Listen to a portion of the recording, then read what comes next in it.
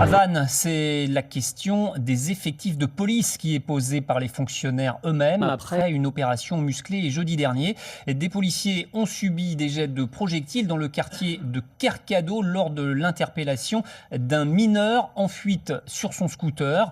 Il s'agit maintenant d'avoir plus de moyens, comme l'ont confié les policiers à Baptiste Galmiche et Philippe Boget. Intervention musclée,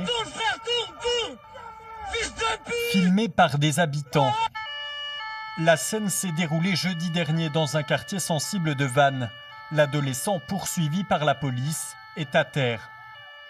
Ce policier sort son arme de service pour repousser un jeune qui, selon lui, se montre menaçant.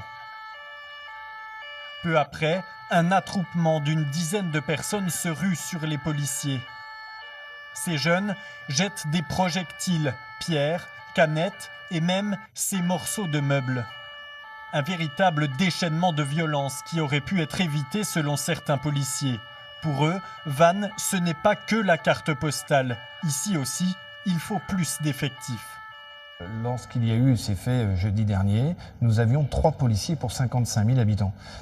Est-ce que c'est normal aujourd'hui? Est-ce que les citoyens vanntais méritent cette sécurité à minima? Je ne pense pas. Car pendant cette altercation, pas de renfort possible. Au même moment, l'autre équipe était au tribunal pour superviser une extraction judiciaire. Pour le patron de la police du Morbihan, il faut redonner aux agents du travail de policier. Est-ce que c'est un policier qui doit normalement être sur le terrain, qui doit encore extraire un détenu de la maison d'arrêt pour le présenter à un magistrat qui doit l'entendre? La question mérite d'être posée. Aujourd'hui, on a besoin d'effectifs sur la voie publique, point à la ligne. Le gouvernement a annoncé la création de 10 000 postes sur le quinquennat.